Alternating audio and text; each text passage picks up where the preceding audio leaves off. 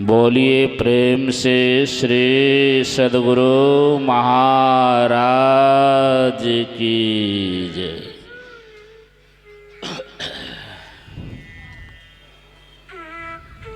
अभी हम लोग बहुत देर से इस मानव शरीर की विशेषता के संबंध में कर्म कर्म से पूज्य गुरुजनों से सुन रहे हैं। जो शरीर हमें प्राप्त हुआ है,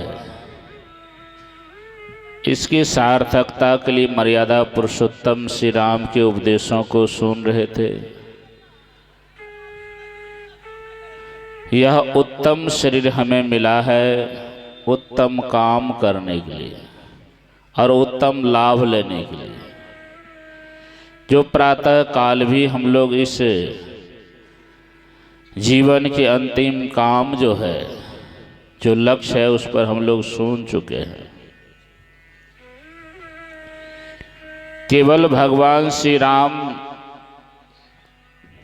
इस मानव शरीर की बड़ाई किया सो बात नहीं है। भगवान श्री राम ने भी कहा है, बड़े भाग मानुष तन पावा, इसलिए कि सुर दुर्लभ। इस शरीर के लिए देवी देवता भी ललायित रहते हैं, ऐसा सदग्रंथों में प्रमाण है। स्वयं मर्यादा पुरुषोत्तम श्री राम सदग्रंथ का भी प्रमाण देते हैं। सभी संत भी इस शरीर की बड़ाई की। अब विचार करें, ये शरीर की विशेषता आखिर बड़प्पन किस में है, इसके पीछे उद्देश्य क्या है। संत कबीर साहब ने तो यहां तक कह दिया, यह मानव तन है हीरा, पर मूर्ख समझे खीरा। हमरा देखी देखी होवे पीरा रे, अभागा मनुआ। हीरा शरीर को खीरे के भाव में, यानी आप इसका मोल नहीं समझे, बेफायदे में ही गमा दी। तो हमरा देखी देखी होवे पीरा रे, अभागा मनुआ।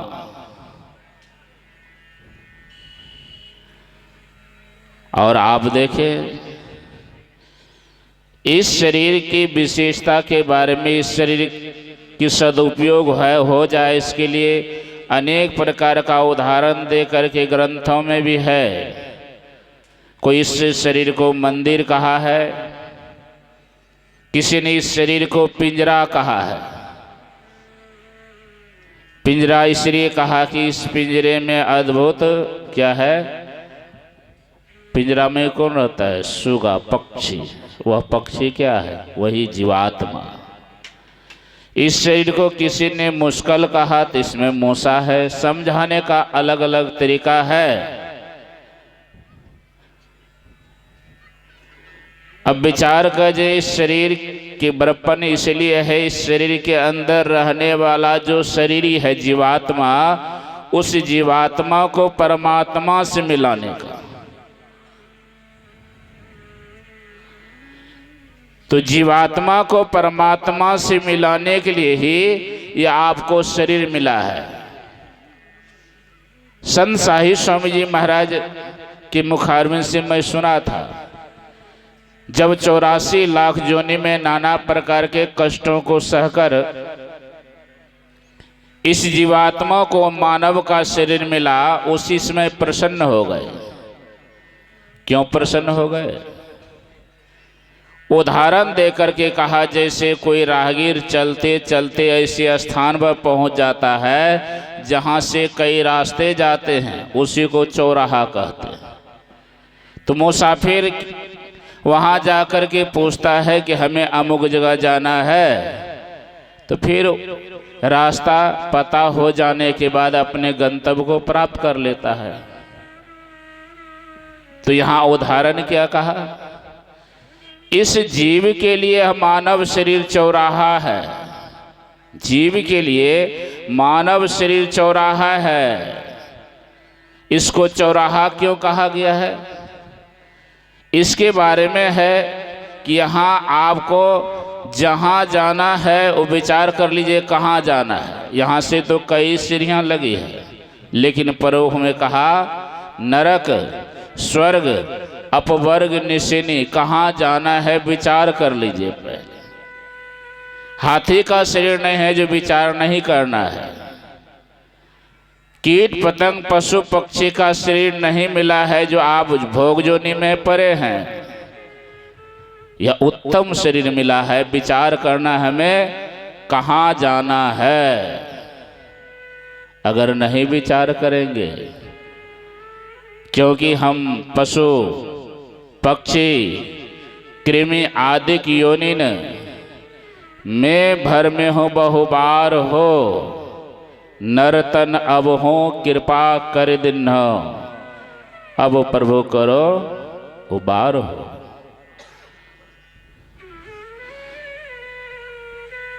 जुगों जुगों से हम सभी युग में सभी योनियों में नाना प्रकार के कष्टों को सहा है और वहां निश्चिंत होकर के थे, क्योंकि भोग जो नहीं मिला था वह निश्चिंत का संस्कार अब भी लगा हुआ है। देव दुर्लभ शरीर को प्राप्त कर लिए हैं और फिर भी एकदम निश्चिंत होकर के हैं कि बहुत युगों से बहुत योनियों में निश्चिंत थे, लेकिन अब निश्चिंत नहीं रहना है। इस शरीर की बड़ाई हमने सुना है, लेकिन बड़ाई का लाभ कब मिलेगा? इस शरीर से किसी ने लाभ लिया है तो फिर आप विचार कर लें कि लाभ लेने वाले कैसे लाभ लिया। उत्तम शरीर मिल गया है और आप लाभ ले लेंगे, सो बात नहीं है। उत्तम शरीर पाकर के ही आप दुर्गति में चले जाएंगे। इतने इतने दुख में है, कष्ट में है, तो क्या इसके पीछे क्या है? किसी पशु को देखते हैं बहुत कष्ट में है, बहुत पीड़ा में है। किसी पक्षी को देखते हैं वो सहाय पीड़ा में है, तो आपके मुंह से अनायास ही निकल जाता है यह कुत्ता ने बहुत पाप किया है जिसका फल ये भोग रहा है। मुंह से निकलता ही है। लेकिन क्या यह बात सत्य है कि कुत्ता कोई पाप किया है? लेकिन नहीं, ये सत्य नहीं। अगर आप सत्य कहेंगे तो कहेंगे इसने मानव शरीर का पूरा दुरुपयोग किया है जिसका यहाँ फल भोग रहा है कुत्ते जोनि में आकर। कहना तो सत्य पड़ेगा। इसलिए बरभागे शरीर मिला है और बरभागे काम होगा कब? इसके लिए हमारे संतों ने कहा सबसे पहले बड़े भाग मनुष्य का शरीर मिला है, बरभागी, और ऐसा काम इससे पूरा पूरा लाभ लेना चाहते हैं तो कैसे पूरा लाभ लेंगे?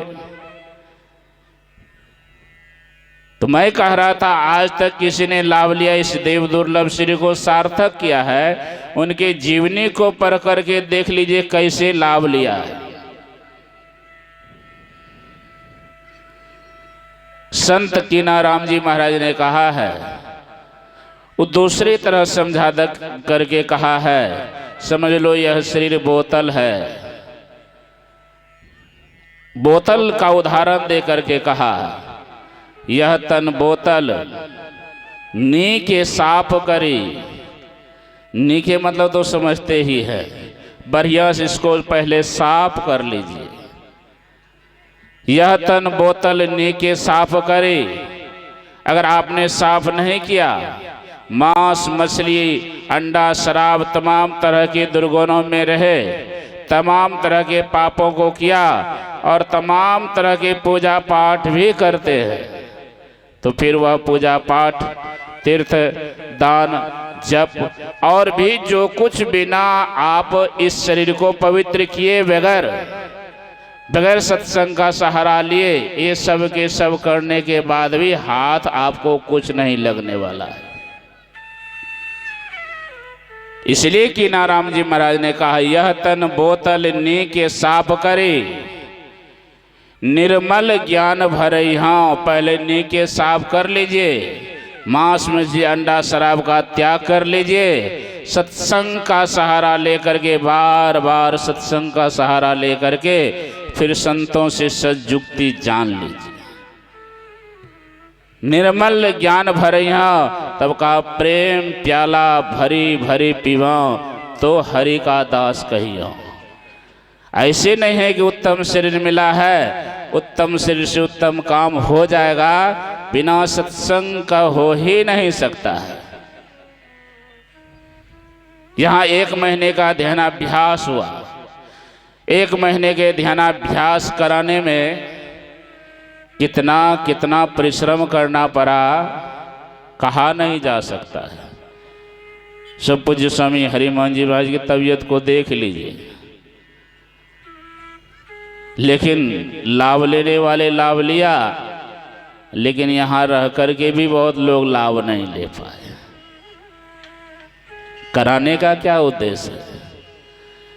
ये तो कहीं जाकर के कर सकते हैं, करते ही हैं, परंतु इस क्षेत्र का विकास हो, जिस क्षेत्र में इन्होंने आश्रम बनाया, इस आश्रम का पूरा पूरा लाभ ले। और ऐसे साधु यहाँ है, इसका पूरा पूरा लाभ क्या है?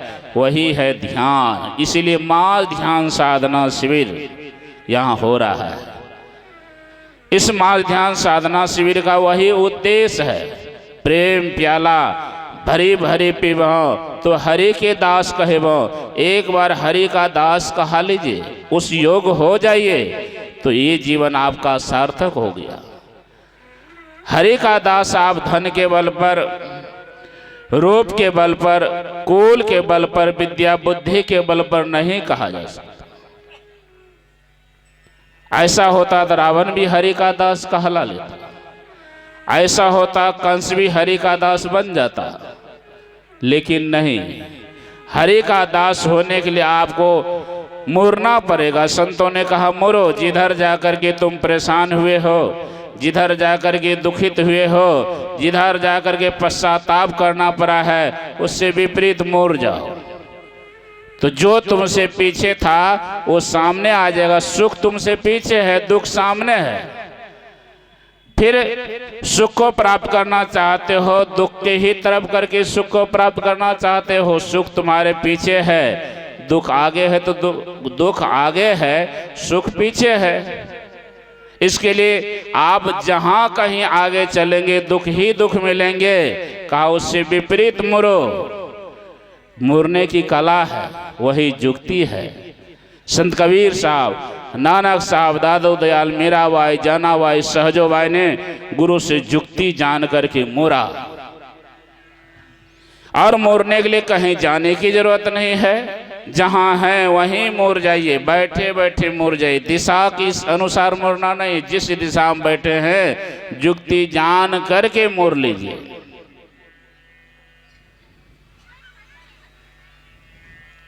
तो फिर इसके लिए क्या करना? वही है, बिना गुरु से जुक्ति जाने नहीं हो सकता है। गुरु से जुक्ति जान करके घर परिवार बाल बच्चे के साथ रहते हैं, जहाँ रहते हैं, जिस भी परिस्थिति में रहते हैं, उसी परिस्थिति में। यहाँ ऐसा नहीं है संत मत का ज्ञान कहीं जाने की जरूरत नहीं है। यह शरीर उत्तम शरीर मिला है, उत्तम शरीर का लाभ मिलेगा संतों से सद्युक्ति जान करके। वही मानस जाप के द्वारा जो मन आपका है, पापी मन जन्म जन्म से पाप किया है और पाप की ओर भागता है, उस मन को मोड़ने के लिए गुरु से जुक्ति कहा मानस जाप के द्वारा। मोटे मोटे मन का सिमटा करो, जो बैठने के बाद बार बार मन विषय को ओर भागता है। जुगों जुगों से सभी योनियों में विषय का ग्रहण करते करते मन विषयी हो गया है, इसलिए विषय को ओर भागता है, सबका मन भागता है। लेकिन जो विशेष साधन द्वारा विशेष लगन के साथ उस मन को बार बार मोड़ करके फिर उससे सूक्ष्म मन के सिमटाव के लिए फिर मानस ध्यान कहा है। जिस मंत्र का जाप करते हैं उसी संबंधित रूप का ध्यान भी करना है। लेकिन जिस इष्ट का ध्यान करते हैं वह उनका भी अनेक रूप का ध्यान, अनेक रूप है, अनेक रूपों का ध्यान नहीं कर सकते, तो उसमें भी एक रूप का ध्यान करना है। इसका ख्याल हमें करना है। ऐसा नहीं मानव ध्यान करते समय वही इष्ट है, उन्हीं का ये भी रूप है। कोई रूप जो सामने आए उसका मानव ध्यान कर लिया तो जान लीजिए कि आप सूक्ष्म मन का सिमटाव करने में सफल नहीं हो सकते। शाही स्वामी जी महाराज कहा करते थे, पहले जो रूप का ध्यान करते हो उसको मन में बिठा लो। जब मानव ध्यान करोगे, जब तक वह रूप नहीं सामने आ जाता है तब तक अनेक रूपों का त्याग करते वो इष्ट हैं। फिर भी वही रूप का मानव ध्यान करो जिस रूप को तुमने पहले मन में बिठाया है। उसके बाद फिर पूरा मन की सिमटा के लिए जो विशेष सदगुरु महाराज ने कहा, दो नए नजर जोड़ी के एक नोक बना के, यही है जीवन के आपके लिए एकदम पूरा मन का सिमटाव का साधन। पूरा मन का सिमटाव न मानव जाप से हो सकता है, नहीं मानव ध्यान से हो सकता है।